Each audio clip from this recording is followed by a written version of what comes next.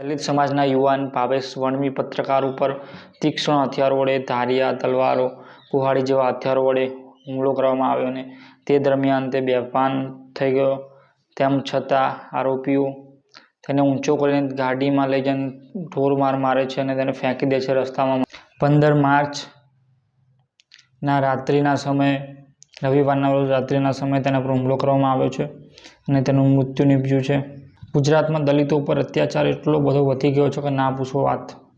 ઉના કાંડનું હમણાં ચુકાદો આવ્યો છે. હમણાં જ પાછું 2 ચોટીલાની ઘટના આવી. એ તો કેટલીય ઘટનાઓ આવી તો આવતી જ રહેશે. અઠવાડિયાની અંદર એકાદી ઘટના તો બને જ છે જેની અંદર દલિત સમાજના કોઈ પણ યુવાન ઉપર હુમલો કરવામાં, માર મારવામાં આવ્યો, હત્યા, પગ ભાગી નાખ્યો વગેરે વગેરે. તેમજ આજુબાજુ સોલંકીની તમે સાંભળ્યું હશે, તેની અંદર પણ સમાધાન થઈ ગયું. ગુજરાતની અંદર દલિતોનો કીડા મકોડા સમજીને જેમ મારી જ નાખો, જે આવે મારીને જતા રહે.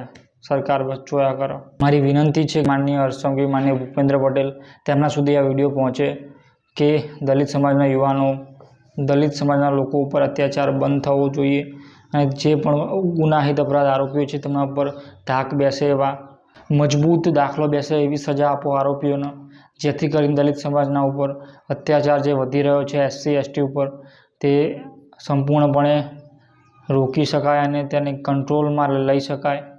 અહીં જે આ રાજકોટની ઘટનાની વાત કરીએ તો ત્યાં દલિત સમાજના આગેવાનો લાશ સ્વીકારવાની ના પાડે છે કે અમારે પહેલાં ન્યાય જોઈએ છે, આરોપીને પકડો.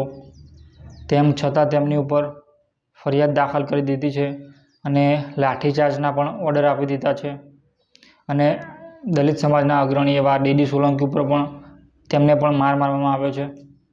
માનનીય મુખ્યમંત્રી, ગૃહમંત્રી તેમજ આપણા માનનીય નરેન્દ્ર મોદી સાહેબ, તેમને કહેવા માગું છું કે ગુજરાતની અંદર દલિતો પર અત્યાચાર બંધ કરો, કંટ્રોલ કરો. હદ થઈ ગઈ કહેવાય. કેટલા અત્યાચાર, કેટલા લોકો ઉપર રોજ અત્યાચાર થઈ રહ્યા છે. જય હિન્દ, જય ભારત, જય ભીમ, જય સંવિધાન.